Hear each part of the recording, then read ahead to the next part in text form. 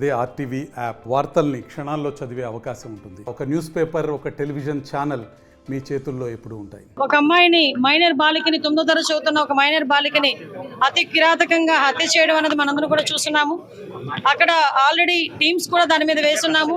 SP గారితో నేను information తెలిసిన వెంటనే ఎస్పీ గారితో నేను మాట్లాడి పొజిషన్ ఏంటని కూడా కనుక్కోవడం జరిగింది. విషయం ఏంటంటే ఏదైతే ఒక అమ్మాయి ఇంతకు ముందు ఆ అమ్మాయిని ఇబ్బంది పెట్టి పోక్సో చట్టం ద్వారా అబ్బాయి జైలుకి కూడా వెళ్ళాడు. మొన్న రిమాండ్ కూడా పంపించారు. మొన్న రీసెంట్గా ఒక 15 రోజుల క్రితం అతను జైలు నుంచి బెయిల్ మీద బయటకు వచ్చాడు. వచ్చిన తర్వాత అమ్మాయిని హత్య చేయడం జరిగింది. దానికి సంబంధించి ఇంచుమించుగా 18 పేజీల వాంగ్మూలం కూడా వాంగ్మూలం ఒక లెటర్ కూడా పెట్టున్నాడు అక్కడ. అతనైతే ఇప్పుడు మనకి పరారులో ఉన్నాడు.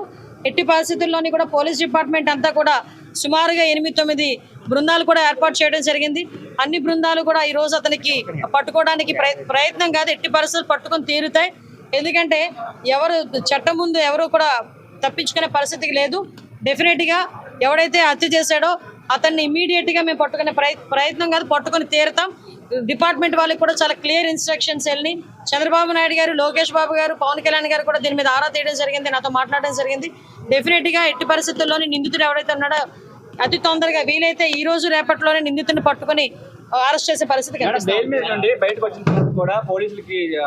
కొన్నిసార్లు వెనక పడుతున్నారని చెప్పేసి ఫిర్యాదు చేయడం జరిగింది. అయినా సరే పట్టించుకోలేదు. లేదమ్మా, కంపల్సరీగా నిజంగా అదే కనుక జరిగితే, నిజంగా అమ్మాయి దగ్గర నుంచి కంప్లైంట్ వెళ్ళి ఆ పోలీసులు కనుక పట్టించుకోలేదన్న సంగతి తెలిస్తే డెఫినెట్గా ఏ పోలీస్ అయితే ఆ పోలీసు మీద చర్యలు తీసుకుంటాం. అందులో ఎక్కడ కూడా బ్యాక్ స్టెప్ వేసే పరిస్థితి లేదు. కానీ మాకు వచ్చిన ఇన్ఫర్మేషన్ ఏంటంటే అటువంటి పరిస్థితి ఏమీ లేదు. చాలా ఆఫ్ సడన్ వచ్చి అతను హత్య చేసి వెళ్ళాడు అన్నది మాకు వచ్చిన ఇన్ఫర్మేషన్. లేదమ్మా, నిజంగానే వాళ్ళ బ్రదర్ కూడా చాలా ఇనిషియేషన్ తీసుకున్నాడు. ఇంతకు ముందు కూడా తను బెంగళూరులో పనిచేసేవాడు. ఇనిషియేషన్ తీసుకుని ఈ అబ్బాయి ఇంచుమించు 26 సంవత్సరాలు, ఆ అమ్మాయి చూస్తే 13 సంవత్సరాల వయసు. అవతల నిందితుడు ఎవరైతే ఉన్నాడో ఆ అబ్బాయిది కూడా 26-27 సంవత్సరాల వయసు. సో ఈ సిచ్యువేషన్స్లోనే వాళ్ళ అన్నయ్యకి చాలా సేఫ్ గార్డ్ చేశాడు. కానీ దురదృష్టవశాత్తు అమ్మాయిని కాపాడుకోలేకపోయారు. కానీ ఎట్టి పరిస్థితుల్లో నిందితుడిని అయితే డెఫినెట్ గా పట్టుకున్నాం. కంపల్సరీగా చంద్రబాబు నాయుడు గారితో మాట్లాడతాం. ఎటువంటి పరిస్థితుల్లో అమ్మాయి చిన్నపిల్ల, మైనర్ బాలిక, ఆ అమ్మాయికి ప్రభుత్వం నుంచి అందాల్సిన సహాయ సహకారాలు అన్ని కూడా అందిస్తాం మా కుటుంబానికి.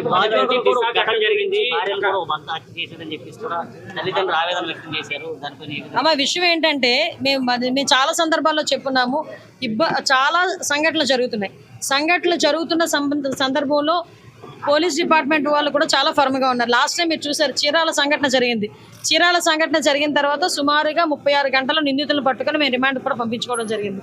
ఎక్కడ ఏమి జరిగినా చాలా యాక్టివ్గా పోలీస్ డిపార్ట్మెంట్ వాళ్ళు పనిచేస్తున్నారు. ఎక్కడ జరగకుండా ఉండే బాధ్యత కూడా తీసుకుంటున్నాం. వీటన్నిటికీ కూడా మూల కారణం గాంజాయి మత్తులో చాలా మంది చేస్తున్నారు, డ్రగ్స్ మత్తులో చేస్తున్నారు. కాబట్టి వాటిని పూర్తిగా ప్రక్షాళన చేయడానికి ఒక క్యాబినెట్ సబ్ కమిటీని కూడా ఏర్పాటు చేసుకుని మొన్ననే మేము టాస్క్ ఫోర్స్ కూడా ఏర్పాటు చేయడానికి కూడా సిద్ధంగా ఉన్నాం. ఒక టోల్ ఫ్రీ నెంబర్ అన్ని కూడా ఏర్పాటు చేస్తాం.